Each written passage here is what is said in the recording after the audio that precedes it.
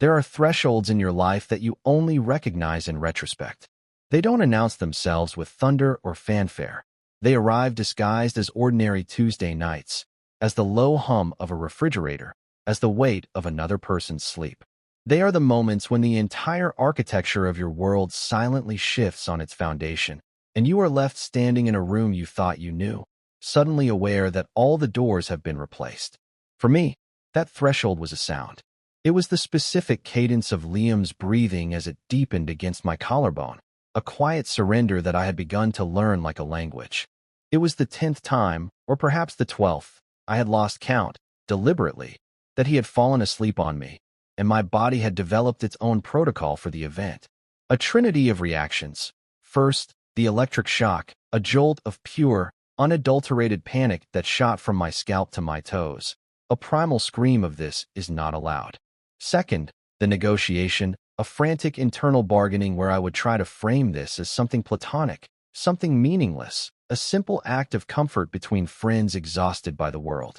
And third, the slow, melting acceptance, a dangerous tide of warmth that would pull me under, where I would allow myself, just for a moment, to pretend this was real, to pretend this weight was mine to keep. That night, the ritual was the same. The city outside our apartment window was a smear of distant, indifferent lights. Inside, the only illumination came from the muted blues and grays of a documentary about deep-sea life, its narrators speaking in hushed tones about pressure and darkness. Liam had been quiet all evening, a restless energy humming just beneath his skin. He'd made dinner, burning the garlic bread, and then laughing about it, a sound that didn't quite reach his eyes. He'd paced the length of our living room 3 times, ostensibly looking for his phone, which was on the coffee table the entire time. Finally, he had settled onto the couch, leaving a careful, friendly foot of space between us. An hour passed. The documentary showed creatures of impossible design, things that live their entire lives without light. Then, the slow drift began. It started with a lean, his shoulder just brushing against mine, a point of contact so small I could have convinced myself it was accidental. Then his head, heavy with a weariness that seemed to emanate from his very bones, tilted until it found the crook of my neck. I held my breath, my entire being a study in stillness. My heart was a frantic bird beating against the cage of my ribs, and I was terrified he would feel its panicked rhythm against his temple. He sighed, a long, shuddering exhalation that felt like the release of a tightly wound spring. And then he was asleep. The weight of him, solid and real, was an anchor, and I was the ship caught in a dangerous, beautiful harbor I had no right to be in. To understand the precarious geography of that couch, you have to understand the landscape of our friendship. I met Liam during the first week of university, 2 kids from different states thrown together by a housing algorithm. I was quiet, armed with a camera and a habit of observing the world from a safe distance. He was all bright energy and easy laughter, collecting friends like he was collecting sunlight. He was the kind of person who filled a room, not with noise, but with presence. He didn't walk, he strode. He didn't just talk. He built stories with his hands, his voice a warm and certain instrument. I, on the other hand, had learned to make myself small, to fold into the corners of rooms, to listen more than I spoke.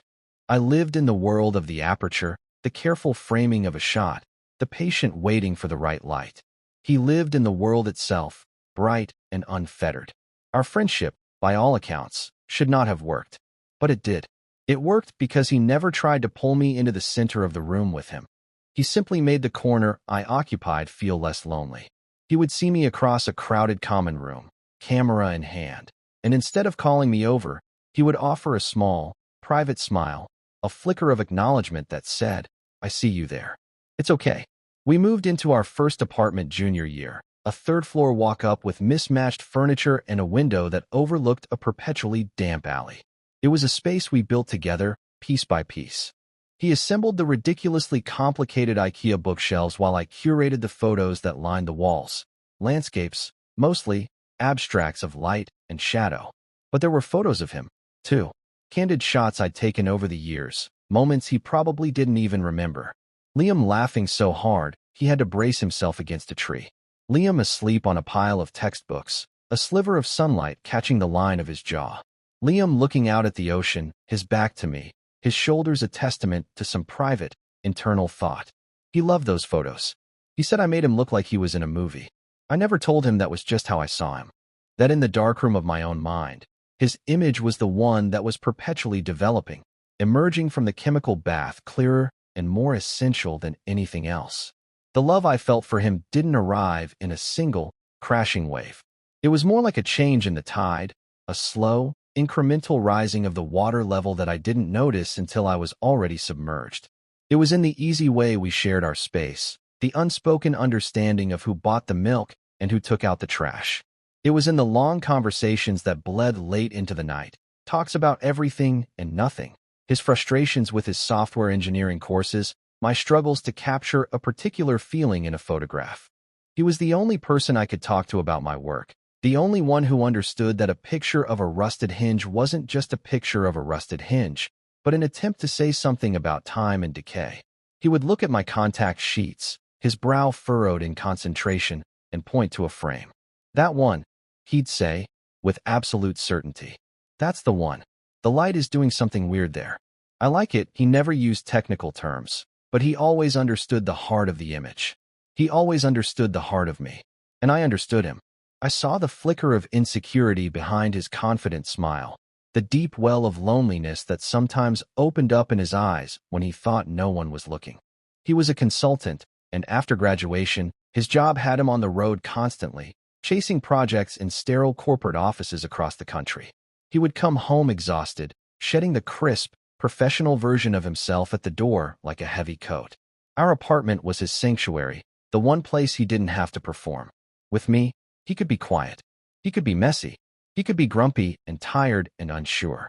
I learned to read the precise angle of his shoulders, the subtle downturn of his mouth.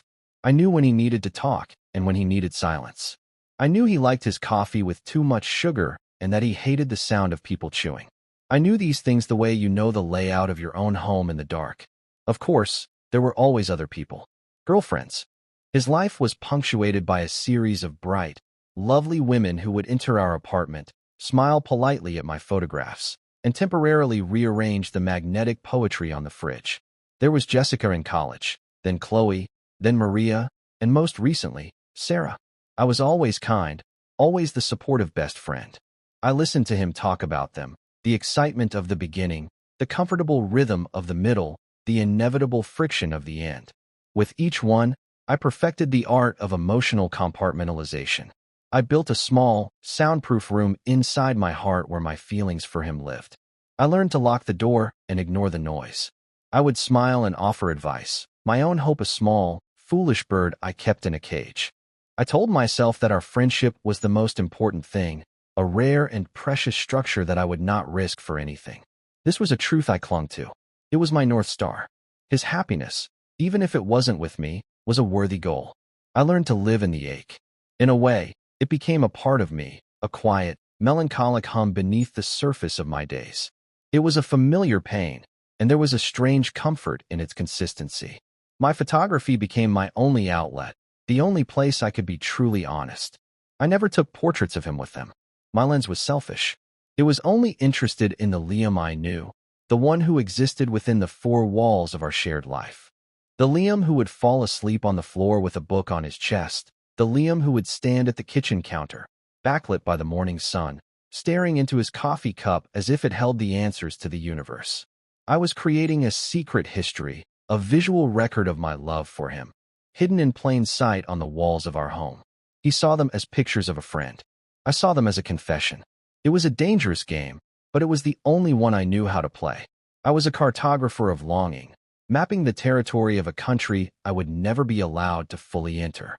This was our equilibrium, the carefully balanced system we had inhabited for years. I was the keeper of the space, the quiet observer, the safe harbor. He was the ship, going out into the world and always returning. I had accepted my role. I had made a kind of peace with it. The ache was a small price to pay for his presence in my life. Losing him entirely was an unthinkable alternative, a void so vast I couldn't bear to contemplate it. So I stood on the shore and I watched him sail away, and I waited, trusting that he would find his way back. It was enough. It had to be. Then came the storm. Its name was Sarah. Not that it was her fault, not really. She was a lawyer, sharp and ambitious, and, from what I could gather, deeply in love with a version of Liam that he presented to the world, the confident, charming consultant who had his life perfectly mapped out. They had been together for almost 2 years, the longest of his relationships. They had talked about moving in together, about the future. From my vantage point, it looked serious, permanent. I had started to reinforce the walls of that soundproof room inside me, preparing for the day he would tell me he was moving out. I rehearsed the conversation in my head, practiced the right words of congratulations, the correct, supportive smile. I was preparing to dismantle the home we had built, to pack up my secret history and find a new, smaller space to live in. The end, when it came, was not a slow erosion but a sudden, violent fracture. Liam had been in Chicago for 2 weeks on a project. He called me one night, his voice strained and thin over the phone. He said Sarah was flying out to see him for the weekend. She said we need to talk, he'd said, and the words were heavy with dread. I didn't hear from him for 2 days. My texts went unanswered. I told myself he was busy, that they were working things out. But a cold knot of anxiety was tightening in my stomach. I kept my phone on the table next to me, my eyes flicking to its blank screen every few minutes. The silence from him was a physical presence in the apartment, a hollow space where his energy should have been. The air felt thin, unbreathable. He arrived back on a Sunday night, unannounced.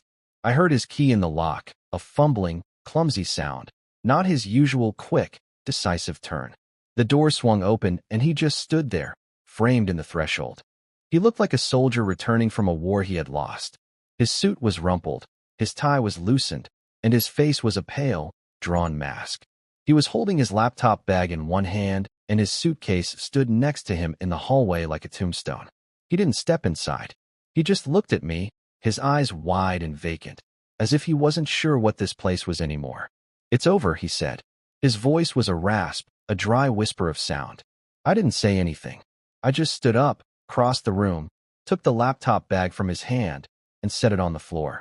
I took his other hand and gently pulled him inside, closing the door behind him. The click of the latch was unnaturally loud in the silence. His hand in mine was cold, limp. He let me lead him to the couch, and he collapsed into the cushions, his body folding in on itself.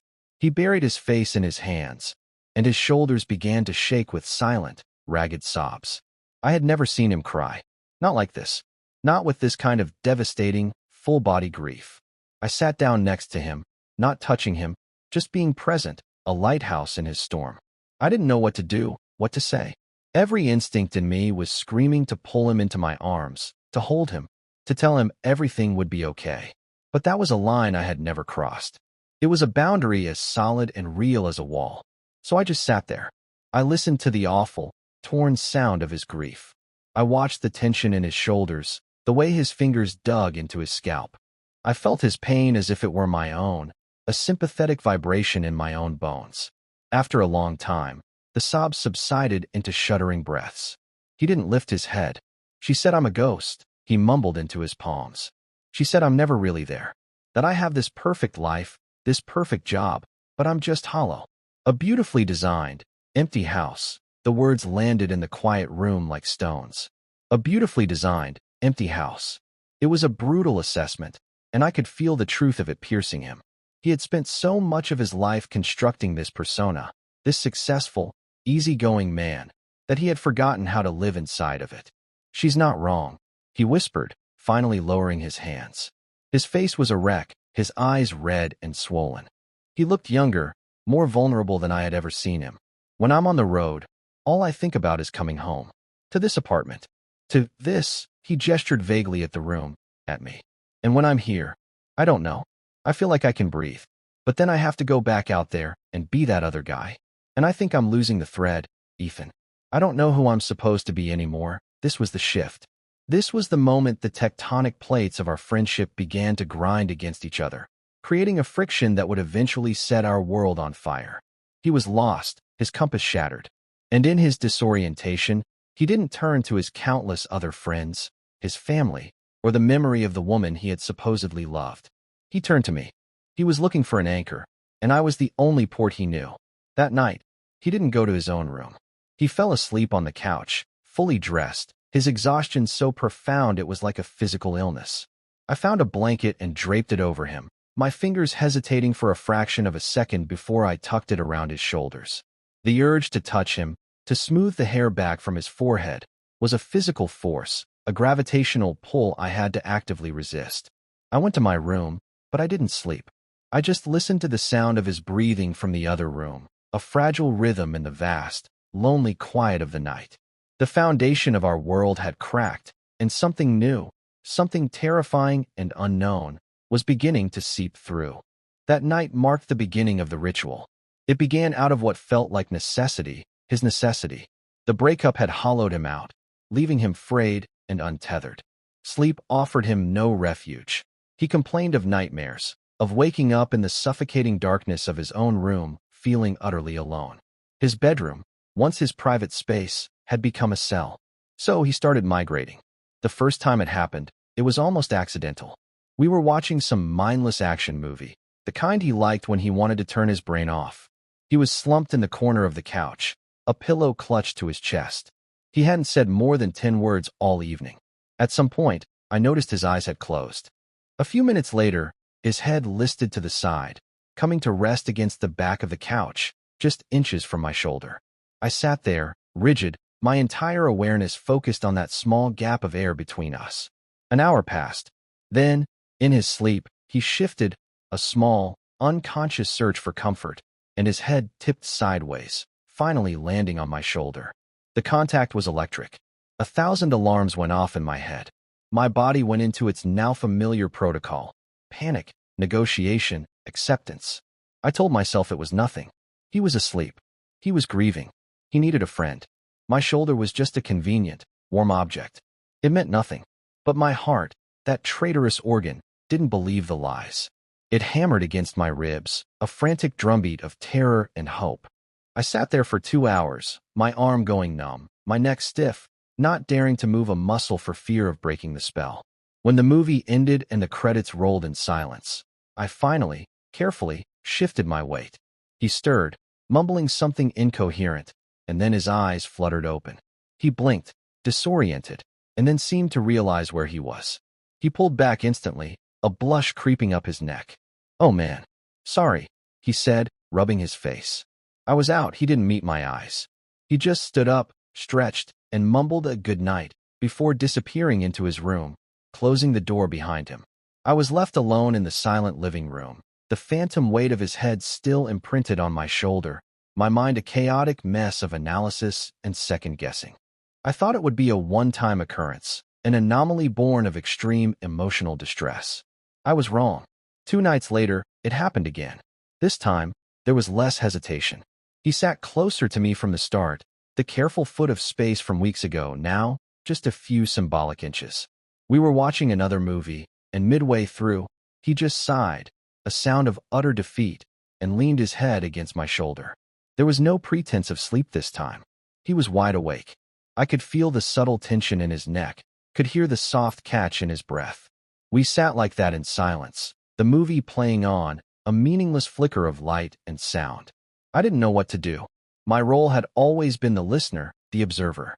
I dealt in words and images, not in this silent, physical language. My instinct was to ask if he was okay, to say something, anything, to break the charged silence. But some deeper, more primal instinct kept me quiet. It felt as though we were standing on the edge of a cliff, and any sudden movement, any spoken word, could send us plummeting. So I just let him lean on me. I became a fixed point, a piece of solid ground in his earthquake. After a long time, I felt the tension in his neck release. His breathing deepened. This time, when he fell asleep, it felt less like an accident and more like a destination. It became our new normal. Almost every night, we would end up on the couch. The pretense of watching television remained, a thin veil of normalcy draped over what was happening between us. But we weren't watching. We were participating in this strange, unspoken ritual of comfort. The ritual evolved in small, almost imperceptible increments. The shoulder lean became a full-body lean, his side pressed against mine. Then one night, he was particularly restless, shifting and sighing. On instinct, I lifted my arm, an invitation. He didn't hesitate. He settled into the space, his head finding its now familiar place in the crook of my neck, his arm draping loosely across my stomach. I rested my hand on his back, my palm flat between his shoulder blades. I could feel his heartbeat, a slow, steady rhythm that gradually synced with my own frantic pulse. The first time I did that, the first time I initiated a touch, however small, it felt like a monumental transgression. I waited for him to pull away, to flinch, to give some sign that I had crossed a line. But he just melted into the touch, a soft sound of contentment rumbling in his chest. My entire existence became centered around these nightly occurrences. My days were spent in a fog of anticipation, my mind replaying the previous night's ritual, analyzing every detail. The way his hair felt against my cheek, the scent of his laundry detergent, the exact weight and temperature of him. I was a detective searching for clues, a scholar deciphering a sacred, cryptic text. Was this just friendship? Was this what friends did? I had no frame of reference. My other friendships were built on conversations, shared meals, inside jokes. They were not built on this kind of profound, silent, physical intimacy. I would try to rationalize it. He was touch-starved. He was lonely. He was using me as a human substitute for a girlfriend, a warm body to keep the darkness at bay. These explanations made sense on a logical level, but they felt hollow, insufficient. They didn't account for the look in his eyes sometimes, just before he would lean against me, a look of such raw, open vulnerability that it stole my breath. It was a look that said, please, just for tonight, hold me together. And I did. Night after night, I held him together. I became an expert in stillness, in containing my own overwhelming emotions. It was a form of meditation, a practice in radical self-control. My own longing was a roaring furnace inside me, and I had to stand right next to it, pretending not to feel the heat. I wanted to thread my fingers through his hair. I wanted to press my lips to his temple. I wanted to whisper to him that I loved him, that I would keep him safe, that I would never let him feel hollow again. But I didn't. I just held him. I let him borrow my strength, my calm.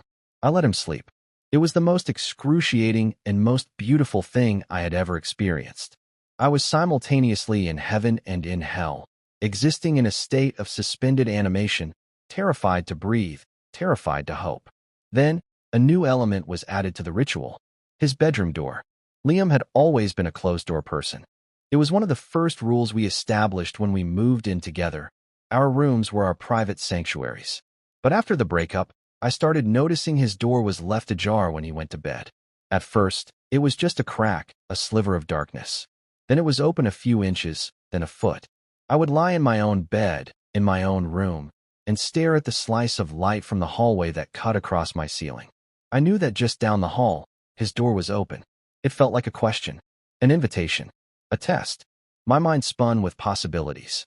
Was he afraid of the dark, suddenly? Was he hoping I would check on him? Or was it just carelessness, a symptom of his emotional exhaustion? One night, I couldn't stand it. The couch ritual had ended with him waking up and stumbling to his room, leaving the door wide open behind him. I lay in my bed for an hour, my heart pounding. The open door was a silent scream in the quiet apartment. Finally, I got up. I crept out of my room, my footsteps silent on the wooden floor. I stood in the hallway, my own personal threshold. I could see into his room. He was sprawled on top of his covers, one arm flung over his head, fast asleep. The moonlight from his window painted him in shades of silver and gray. He looked like a fallen statue, something beautiful and broken. My purpose, I told myself, was to close the door, to give him the privacy he wasn't thinking to give himself. I took a step forward, my hand outstretched toward the doorknob. But I couldn't do it. Closing it felt like a rejection. It felt like saying, your vulnerability is not welcome here. The walls are back up. So I just stood there, a sentinel in the dark, watching him sleep. After a few minutes, I retreated back to my own room, leaving his door exactly as he had left it. Open. It was a concession. It was a promise. It was me, finally admitting that the boundaries we had so carefully constructed were dissolving, whether I was ready for them to or not. The rituals of the couch and the open door became the two pillars of our new, unspoken relationship. They were a language of need and comfort that existed entirely outside of words. During the day, we were almost normal. We talked about work, about groceries, about the news. We were Ethan and Liam, roommates, best friends. But as evening approached, a quiet tension would descend upon the apartment. The air would thicken with unspoken questions. And then, inevitably, we would find ourselves on the couch, and I would become his anchor once more. I lived for those moments, and I dreaded them. They were filling me with a hope so fierce and bright it was painful. Hope was a dangerous thing. It was the one thing that could truly destroy me. I knew that this state of ambiguity couldn't last. It was a bubble, a beautiful, fragile thing, and eventually, it would have to pop. I just didn't know if the sound it made would be a quiet sigh or a violent explosion. It happened on a rainy Tuesday in November. The city was weeping, gray sheets of water sliding down our apartment window, blurring the world outside into an impressionist painting. The sound of the rain was a constant, soothing shush, wrapping the apartment in a cocoon of quiet intimacy. We had ordered pizza, and the empty box sat on the coffee table, a cardboard monument to our shared, lazy evening. Liam had been quiet, but it was a different kind of quiet than the raw, wounded silence of the weeks before. It was a softer, more contemplative quiet. He seemed less like a man drowning and more like a man treading water, finally catching his breath. We were on the couch, of course. It was our designated place, our secular church. He was tucked against my side, his head on my shoulder, my arm wrapped around him. For the first time, it didn't feel like I was just a support structure. It felt shared. My arm wasn't just holding him. His presence was holding me. The TV was off. The only sound was the rain and our breathing. The documentary we'd been half watching about ancient architecture had ended 20 minutes ago, but neither of us had moved. The usual protocol was that once the distraction ended, the spell would break. He would stir, thank me with his eyes, and retreat to his room, leaving the door ajar. But tonight, he didn't move. I was acutely aware that he was not asleep. I could feel the light, conscious weight of his head, the deliberate stillness of his body. The air between us, usually thick with unspoken tension, was now filled with something else. It was a kind of charged peace, a jinghua that was not empty, but full of everything we hadn't said for weeks, for years. My heart was doing its usual gymnastics, but the panic was muted, replaced by a strange, terrifying calm. It felt like the moment in photography just after you press the shutter, that split second of darkness before the mirror slaps back into place, a moment of pure potential where the image is being made, captured forever. We were in that moment. The world had gone quiet, and something was being captured between us. He shifted, and my entire body tensed, preparing for the inevitable withdrawal. But he didn't pull away. He lifted his head from my shoulder, a slow, deliberate movement. He turned to face me, his body still pressed against mine. The space between our faces was impossibly small. His eyes, which I knew as well as my own, looked different in the low light. The usual bright, easy confidence was gone, replaced by a vulnerability so profound it felt like I was looking directly into his soul. There was fear there, yes, but there was also a question. A deep, uncertain, hopeful question. "Ethan," he whispered. His voice was husky, barely a sound. It was the first word either of us had spoken in over an hour. My name on his lips was not a statement, but a plea. I couldn't speak. I could only look at him, my own fear and longing reflected in his gaze. This was it. The precipice. The edge of the world we knew. He didn't break eye contact. His gaze flickered down to my lips for a fraction of a second, and then back up to my eyes. It was the smallest of movements, but it was a confession. It was the answer to 1,000 questions I had been afraid to ask. He swallowed, the sound loud in the silent room. "Would it be okay?" he asked, his voice cracking on the last word. It wasn't the question I had expected. It wasn't a declaration or a demand. It was a request for permission. It was a gesture of profound respect for me, for our friendship, for the fragile space we were inhabiting. He was giving me the power. He was giving me the choice. I could say no. I could retreat to the safety of the world we knew, the comfortable, painful world of our platonic friendship. The door to that world was still open. I could just stand up and walk through it. But I didn't want that world anymore. I didn't answer with words. I couldn't. Instead, I lifted my hand, the one that had been resting on his back, and brought it to his cheek. My fingers were trembling. I let them rest against his skin, my thumb brushing lightly over his jaw. His skin was warm, real. He leaned into my touch, his eyes fluttering closed for a second, a silent surrender. And in that gesture, In that small movement, I gave him my answer. Yes, he understood. He leaned in, closing the final inch of space between us. His lips met mine, and it wasn't a collision. It was a discovery. It was tentative, soft, a question mark made of breath and warmth. It was not the passionate, movie-style kiss I had sometimes, in my weakest moments, imagined. It was something infinitely better. It was real. It was shy and clumsy and unbearably tender. It was the taste of salt from the pizza and the rain on the window and years of unspoken affection. It was a kiss that didn't demand anything, a kiss that only offered. It lasted for only a few seconds, but it redrew the entire map of my life. When he pulled back, he didn't go far. He just rested his forehead against mine, our breath mingling in the small space between us. We stayed like that for a long time, in the quiet aftermath, the sound of the rain our only witness. The bubble hadn't popped. It had solidified, transformed into something new, something solid and terrifying and beautiful. We had crossed the threshold. We were in a new room, and I had no idea where the doors were. The morning after was a study in silence. A new kind of silence, not the comfortable, lived-in quiet we were used to, nor the charged, intimate quiet of the night before. This was a brittle, fragile silence, thin as ice, threatening to crack with the slightest wrong move. The rain had stopped. A pale, watery sunlight filtered through the windows, illuminating the dust motes dancing in the air. It felt clinical, unforgiving. I woke up first, alone on the couch, a blanket tangled around my legs. The space beside me was cold. I remembered him whispering a good night against my forehead before retreating, not to his own room, but to the spare futon in my photography office, a strange, neutral territory. He hadn't left his door open. He had closed it completely. I found him in the kitchen, already dressed for work, staring into a cup of coffee. He was wearing one of his travel suits, the armor he put on to face the world.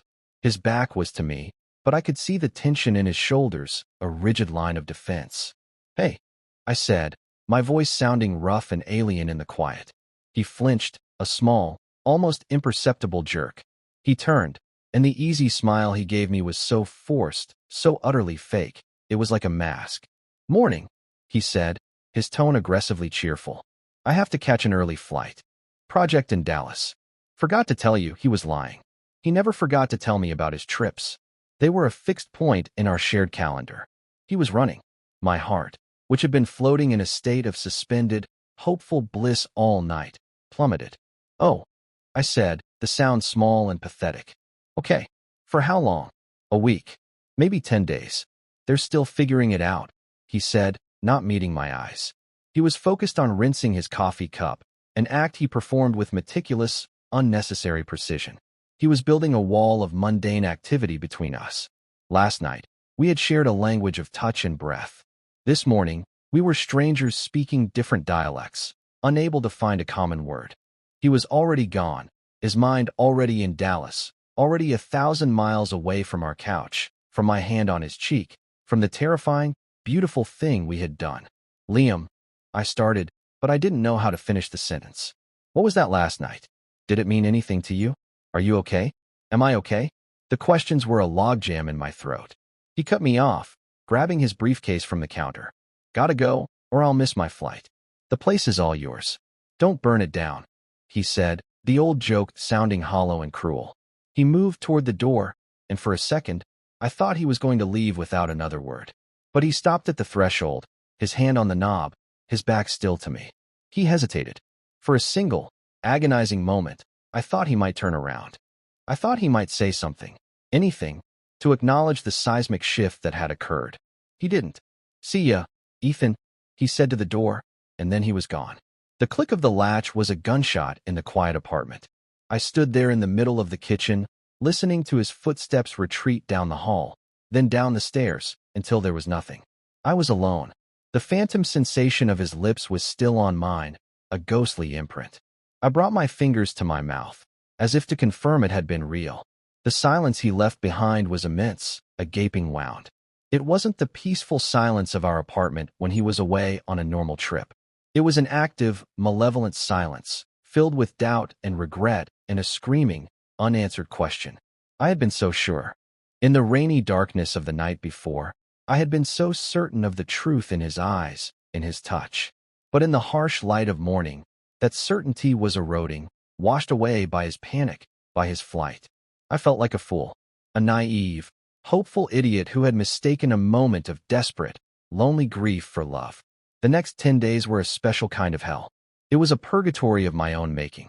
My phone became a torture device. I would check it constantly, willing it to light up with his name. His texts, when they came, were brief, functional, and aggressively friendly. Landed safely. Hotel is decent, long day. Dallas is hot. How's it going back there? They were the texts of a casual acquaintance, a roommate. There was no trace of the man who had asked, would it be okay? There was no trace of the man who had rested his forehead against mine as if I were his only point of gravity. I tried to match his tone, to pretend that everything was normal. Glad you made it. It's quiet here. Good luck with the project. Each word was a lie. Each tap of my thumb on the screen was a betrayal of the truth of that night. The apartment felt enormous, hostile. Every corner of it was a reminder of him, of us. The couch was a crime scene. I couldn't even look at it. I spent most of my time in my office, the room he had slept in after he kissed me.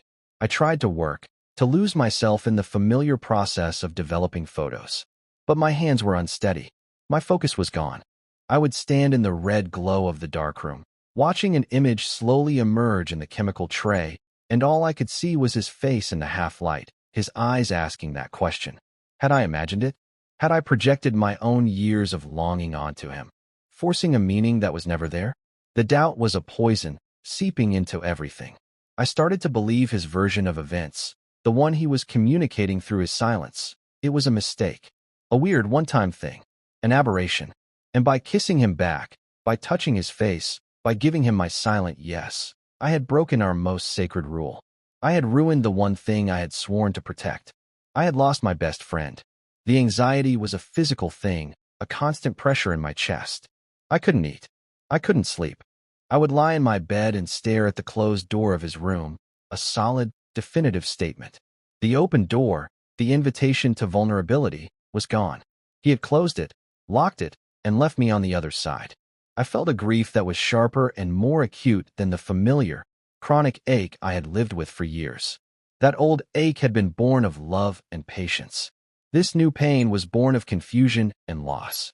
I was mourning a future that had flickered into existence for only a single, beautiful moment before being extinguished. When he finally came home, it was worse. The physical distance had been painful, but at least it had provided a buffer.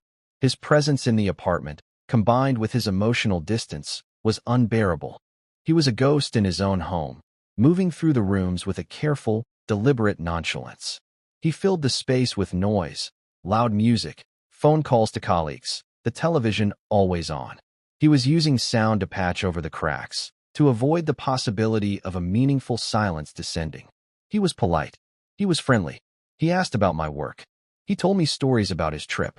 He was performing the role of Liam, the best friend, with a desperate, frantic energy. He was acting as if the night before he left had never happened.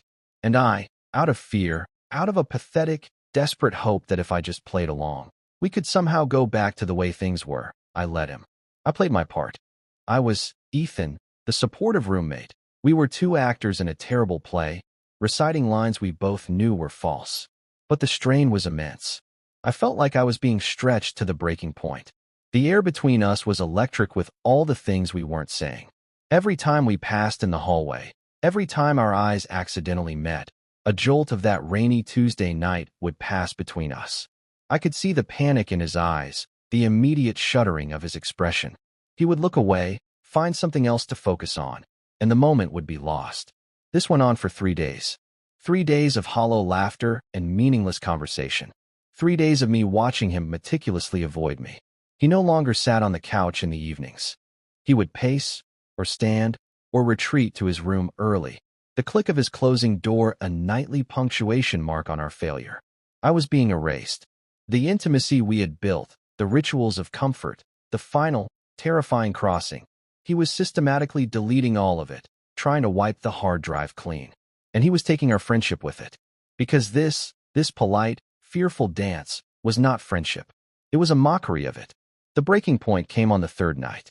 He was standing in the kitchen, making tea, his back to me. I was sitting at the small dining table, pretending to read a book, the words a meaningless blur on the page. The kettle began to whistle, a high, piercing scream that seemed to perfectly capture the tension in the room. He let it scream for a few seconds too long before snatching it off the burner. The sudden silence was deafening. "I can't do this anymore," I said. The words came out of me without permission, quiet but firm. He froze, his hand still holding the kettle. He didn't turn around. "Do what?" he asked, his voice carefully neutral. "This," I said, gesturing to the empty space between us. "This pretending. This whatever this is. We're not friends right now, Liam. We're strangers who are afraid to be in a room together." He set the kettle down with a loud clatter. He braced his hands on the counter, his head bowed. I could see the muscles in his back bunching up under his shirt. He was a fortress, and I was laying siege. "I don't know what you're talking about," he said, his voice low and strained. "Everything's fine." The lie was so blatant, so insulting, that something inside me finally snapped. The fear I had been nursing for weeks was burned away by a sudden, clean flame of anger. And beneath the anger, a deep, profound hurt. I stood up. "No, it's not fine," I said, my voice shaking slightly. "You can't just kiss me, Liam, and then pretend it didn't happen. You can't just act like I'm a stranger. You don't get to do that." He finally turned to face me. His face was pale, his expression anguished. It was the first real emotion I had seen from him in almost 2 weeks. "I didn't know what I was doing," he said, his voice pleading. "I was a mess. You know that." "It was a mistake, I repeated, the word tasting like ash in my mouth. "Was it a mistake every night for a month when you fell asleep on me? Was it a mistake when you left your door open? Was it a mistake when you asked me if it was okay? Which part was the mistake, Liam? Tell me, because I need to know what I've been for you. Am I your friend, or am I just a convenient, warm body you use when you're lonely?" The words hung in the air, brutal and honest. He flinched as if I had physically struck him. He looked cornered, trapped. "It's not like that," he whispered, his eyes wide with a pain that mirrored my own. "You're my best friend, Ethan. You're everything. I'm just so screwed up right now. I'm ruining everything. Then talk to me." I begged, my anger deflating, leaving only a vast, aching sadness. I took a step closer to him. "Just talk to me. That's all I'm asking. The real you. Not this person who's been acting for the past 2 weeks." He looked at the floor, at the ceiling, anywhere but at me. He ran a hand through his hair, a gesture of pure desperation. He looked utterly lost. And then he said the words that would become the new threshold. He said, "I miss when we told each other everything." He finally looked at me, and he held my gaze. It wasn't the fleeting, panicked glance of the past few days. He looked at me, and he kept looking. He looked at me for too long. It was a look that lasted for 5 seconds, 10, a whole miniature lifetime. And in that look, I saw everything he couldn't say. I saw the fear. I saw the confusion. I saw the shame. But underneath it all, buried deep, was the same terrifying, hopeful question I had seen in his eyes on that rainy night. It was still there. He hadn't been able to extinguish it. He was a man standing on the edge of a cliff, terrified of jumping, but even more terrified of walking away. And in that moment, I realized the kiss hadn't been the mistake. The mistake was his running away from it. The mistake was this silence. He missed when we told each other everything. It was a confession and an apology and a plea, all wrapped in a single, devastating sentence. The long look finally broke. He looked away, his shoulders slumping in defeat. "I'm sorry," he whispered to the floor. "I'm so sorry, Ethan. I've been an idiot.